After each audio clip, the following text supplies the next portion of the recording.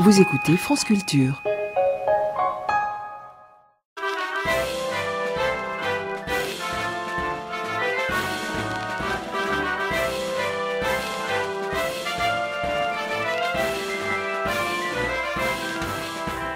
Simone, tu connais Laurent Baffy? Je ne le connais pas personnellement, mais je le situe. Je vois qui c'est. C'est un ami à toi? Oui, un ami de longue date. Nous avons fait beaucoup de choses ensemble, des émissions de radio, de télévision, des films, des bouquins, restés dans les tiroirs, et des soirées festives aussi. Et cependant, ce n'est pas pour ce passé-là que je pense à Baffy au moins 2 fois par jour. C'est parce qu'un jour, nous parlions du danger qui nous guette tous, nous les hommes, celui de prendre de l'embonpoint, sous la forme d'une proéminente bedaine. Et Baffy m'a dit, le seuil d'alerte, c'est le moment où, quand on se brosse les dents, on sent son ventre danser au rythme du brossage. Une masse de chair, peut-être une masse de graisse, sautille en cadence devant le lavabo. Même si on n'a pas le courage de la regarder, on la sent tressauter. Voilà. C'est un peu prosaïque, mais fort bien observé. Et c'est ainsi que, depuis de longues années, une fois le matin et une fois le soir, que je sois dans une période svelte ou moins svelte, j'ai une pensée pour Laurent Baffy. Une petite pensée. Oui, toute petite, fugitive, l'espace d'une fraction de seconde, mais tous les jours et 2 fois par jour. L'auteur de cette plaisante mais anodine remarque anatomique aurait-il pu imaginer en l'énonçant qu'elle laisserait des traces aussi durables?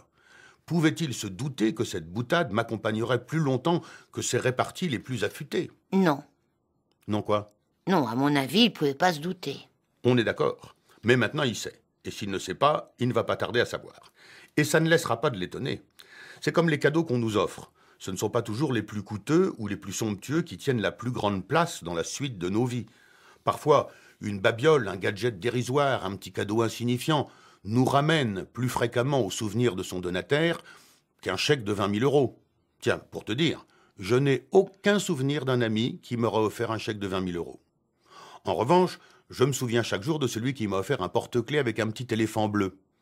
Conclusion, si nous voulons laisser dans le cerveau de nos proches des souvenirs virtuellement impérissables, offrons-leur des objets ou des mots liés à un geste quotidien, à une situation quotidienne, comme celle de se brosser les dents ou d'utiliser des clés. Ou d'enfiler ses chaussettes. Tu dis ça par hasard? Tout à fait par hasard. C'est étrange.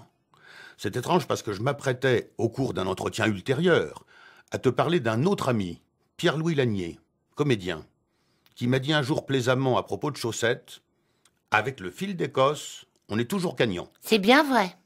Mais vrai ou pas, chaque jour, quand j'enfile mes chaussettes, qui ne sont pourtant pas en fil d'Écosse, j'ai une pensée pour Pierre-Louis Lanier. 1/100 de seconde, mais chaque jour. Bon, sauf les jours où je suis en vacances à la Guadeloupe et où je ne mets pas de chaussettes. Je me contente alors de me brosser les dents et je pense à Baffy. Conclusion? Conclusion, j'espère bien qu'à partir de dorénavant et jusqu'à désormais, tous les auditeurs auront 4 fois par jour une brève pensée pour moi. 1 fois aux chaussettes, 2 fois au brossage et 1 fois à 17h56. 11h56 en Guadeloupe.